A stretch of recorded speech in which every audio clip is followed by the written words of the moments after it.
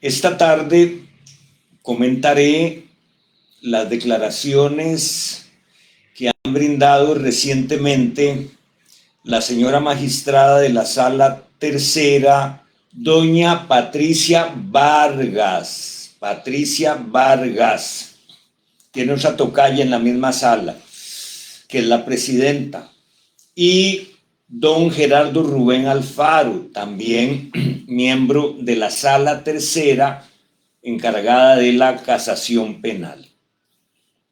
Empecemos por lo que expresó doña Patricia Vargas en Guapiles recientemente. Y son dos aspectos que me llaman poderosamente la atención y también me alegran. Ella dijo que la justicia es cumplida, pero no pronta. Y reconoce de manera diáfana que hay atrasos en la resolución de los procesos. Esa premisa es cierta y por supuesto que es parte de una discusión que se ha trazado por muchos años en el Poder Judicial y en el Foro Nacional. El principio de justicia pronta y cumplida no se aplica en la práctica judicial costarricense, no se aplica. Hubo un gran escándalo a la hora de reelegir a un magistrado recientemente y le sacaron una lista de no sé cuántos cientos de expedientes atrasados en su sala. Pero si revisáramos todas las salas y si revisáramos todos los tribunales, nos daríamos cuenta que es lo constante, lo corriente y lo que no debe suceder. Sí, doña Patricia Vargas, usted tiene razón. Aunque cuando usted dice que es cumplida, pero que es lerda, a mí me parece que no es del todo clara esa aseveración, porque de nada nos sirve que sea cumplida cuando es lenta. Es una manera de incumplirla también y de someter a lo que ustedes en la corte nos llaman usuarios, y yo preferiría decir ciudadanas y ciudadanos, a procesos muy largos, máxime cuando están a veces llenos de hierros o de situaciones que vale la pena analizar con mucho cuidado. Pero ya dimos un primer paso. Hay un reconocimiento en que la justicia es lerda. Y si lo dice una funcionaria de tan alto nivel como doña Patricia Vargas, pues obviamente tiene una validez incuestionable.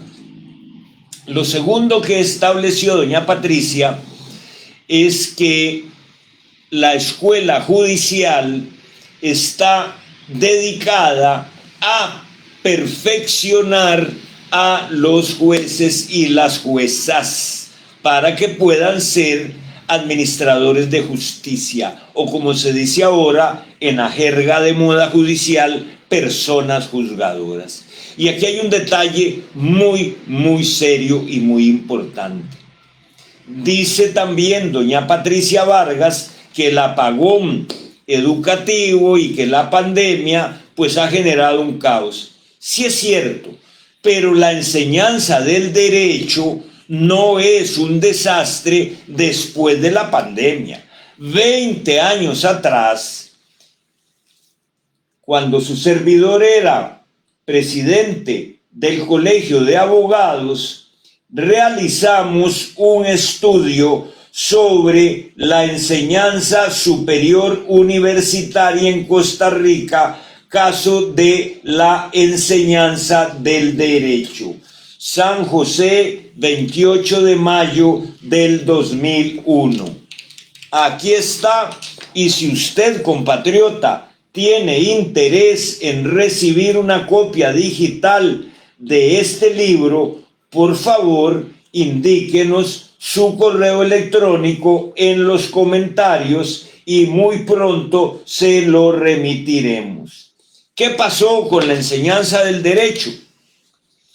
Es que en el año 1999, hubo una universidad llamada San Juan de la Cruz, aquí en Costa Rica, con nombre de santo y místico, que graduaba licenciados en Derecho en 14 meses.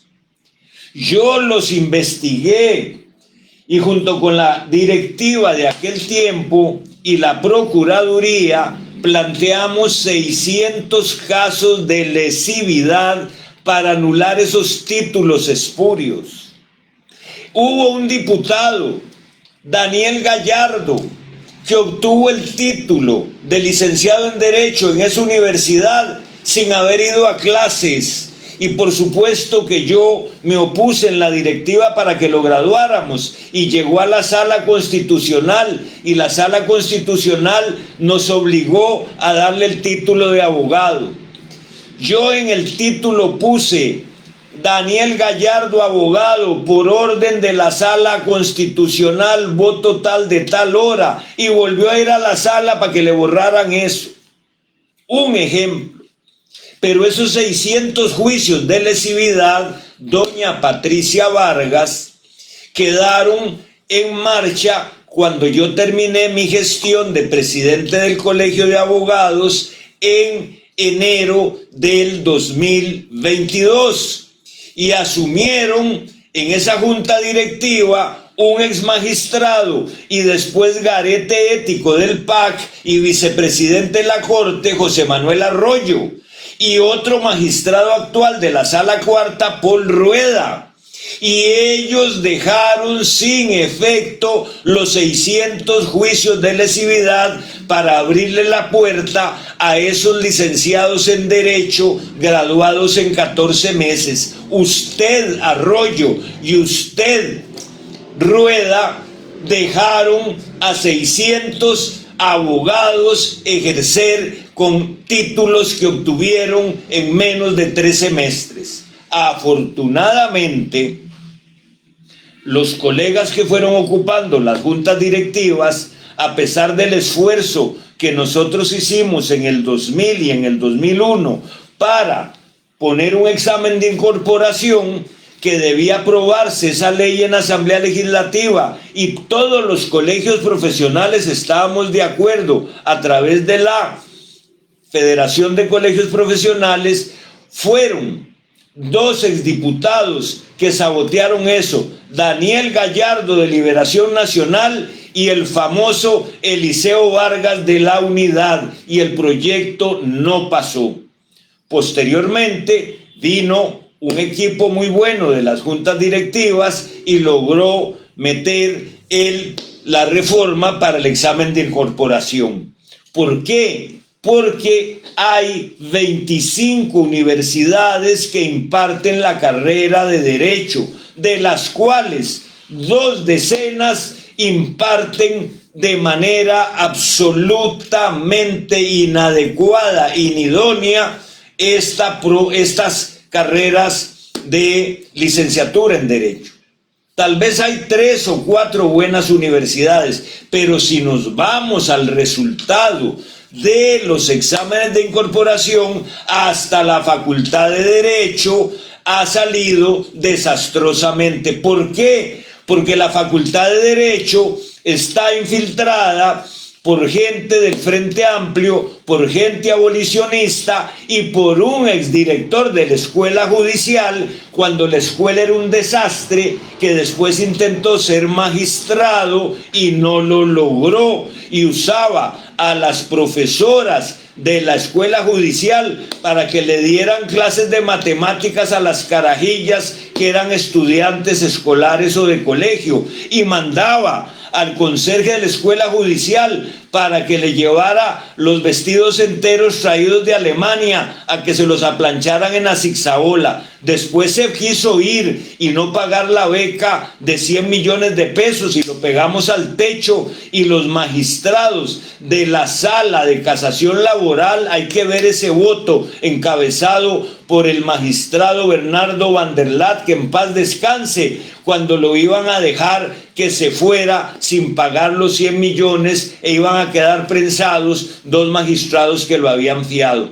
Este señor terminó siendo decano de la Facultad de Derecho, tiró botellas e instauró un régimen ahí que ha convertido todavía a esa facultad en la facultad de las ciencias eróticas, acosadoras, jurídicas. La enseñanza del derecho en Costa Rica es un desastre. La enseñanza universitaria pública es un desastre y la enseñanza universitaria del derecho privada es un desastre. Y eso tiene responsables. En la privada, el CONESUB, que no supervisa las universidades. Y ahora hubo diputados charlatanes que querían quitar el examen de incorporación. Y la magistrada Patricia Vargas reconoce que la enseñanza del derecho es desastrosa. Pero no es solo por el apagón universitario. Es que hay colegas que han sacado su licenciatura y nunca leyeron un libro en ninguno de los cursos de su carrera. Un libro. Póngalos a redactar, póngalos a hablar. Están hablando y dice el suscrito sostiene como si firmaran con la lengua. O dicen hubieron, entre otras barbaridades, que por dicha el procesador de textos corrige la ortografía, porque aquello sería casi ininteligible. Claro que toda esta pésima educación, toda esta pésima preparación técnica, que no tiene nada de preparación ética, hace que hayan muchas personas juzgadoras con un nivel de cultura jurídica, de conocimientos técnicos que muchos ni siquiera se saben. El artículo 10 del Código Civil que permite o dice cómo interpretar la ley. Hay un desastre. Yo hace tiempo entrevisté al director, una excelente persona de la Escuela Judicial, y le hice una pregunta y le digo, dígame una cosa, ¿es posible que haya un juez nombrado que sea enfermo mental? Y me dice, no le puedo contestar, don Juan Diego. Bueno, imagínese que si podría pasar eso, si le hiciéramos a los jueces un examen de idoneidad, me refiero a los candidatos a jueces, aquello debe ser espeluznante. ¿Cómo entonces vemos algunas resoluciones que también no podemos dejar de mencionar a los fiscales? ¿Qué preparación jurídica tienen? Ni siquiera nos adentremos en conceptos específicos como la teoría del delito, la teoría del proceso, cómo elaborar la teoría del caso, cómo recurrir o cómo comportarse decentemente ante los tribunales y los juzgados. Último tema. Don Gerardo Rubén Alfaro y doña Patricia Vargas anuncian que están trabajando en reformas de la jurisdicción penal.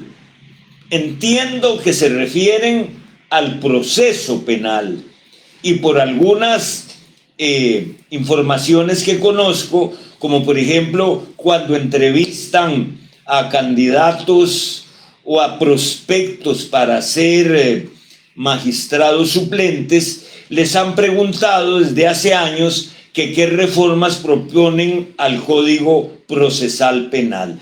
Para repetirlo una vez más, el Código Procesal Penal es un mamarracho y sus redactores, un exmagistrado, exgarete ético y un exfiscal general, tienen toda esa responsabilidad junto con los expertos argentinos que hicieron ese mamarracho para tratar de venderlo en otros países. No les funcionó. Ellos despedazaron la justicia penal costarricense, que venía funcionando muy bien desde 1975 hasta 1998, 23 años con el Código de Procedimientos Penales de Córdoba, que tenía toda una estructura: juzgados de instrucción, agencias fiscales, fiscalías de juicio, juzgados penales, tribunales penales de juicio y sala de casación. Fue tal el mamarracho que hizo el exfiscal general y el ex vicepresidente de la Corte que hubo que hacerle una reforma por orden de la Corte Interamericana de Derechos Humanos porque se les había olvidado la doble instancia. ¿Qué pasó en Córdoba, Argentina, en esos años? Tenían experiencia acumulada de varios decenios con el código que nosotros nos trajimos fotocopiado y que era un excelente código en los 70, hicieron las reformas, vieron dónde estaban los cuellos de botella y desarrollaron un procedimiento penal diferente. Me llama la atención porque ninguno de los dos señores magistrados, ni doña Patricia Vargas, porque la otra va a esos espectáculos politiqueros de la Asamblea Legislativa con toda su comisión y no explica qué es lo que están haciendo ni da datos. Pero doña Patricia Vargas, aunque la ha visto hablar poco, ha sido muy clara y contundente. Claro que es importante lo que don Gerardo Rubén nos dijo un día de estos, que están trabajando en asuntos que van a presentar como un proyecto primer paso. Dice: no pretendemos decir que con lo que vamos a presentar esta próxima semana estaremos muy atentos y muy contentos, es la que viene, a la Corte Suprema de Justicia para que la traslade a la Asamblea Legislativa. Es un primer producto. Pretendemos varios productos. Podríamos pensar en una reforma integral, pero creemos que en este momento esas reformas puntuales nos van a permitir paliar la problemática. Y aquí hay una palabra, don Gerardo Rubén, que a mí me preocupa. Porque yo dije ayer que esos proyectillos de ley que quedaron ahí, que son importantes, pero que son paliativos, leyes placebo, porque el gran problema de la inseguridad no está en la cuestión de una solución al tema de los capitales emergentes, que hay que discutirlo y verlo con cuidado, y en el tema de la prisión preventiva. Esos son placebos. El gran problema, que no lo menciona nadie de la Comisión de la Jurisdicción Penal, está en la impunidad y en la monstruosidad de un poder judicial que no está en capacidad de dirigir la Administración de Justicia General, el poder constitucional, el poder policial represivo, las pericias forenses de todo tipo, la defensa pública, y además nombran a los magistrados del Tribunal Supremo de Elecciones. Eso es una invasión de los otros poderes de la República. Y le dicen a la Asamblea: esa ley no va. Y además se recetan: la Constitución no se reforma parcialmente porque nosotros lo dijimos. Bueno, don Gerardo Rubén y doña Patricia Vargas, enhorabuena, nos alegra. Para mí, y estoy seguro que para el foro y los abogados que nos dedicamos al litigio, que sufrimos el atraso, los errores y la indiferencia de muchos funcionarios de todo este gran aparato que controla la Comisión de Jurisdicción Penal, estaríamos deseosos de ver qué van a proponer. Intuyo, y lo digo con respeto para ambos magistrados, van a quitar la audiencia preliminar, van a permitir que los juzgados de garantías también garanticen los derechos de la víctima y de la sociedad civil, o es que las garantías solo se entienden para los imputados.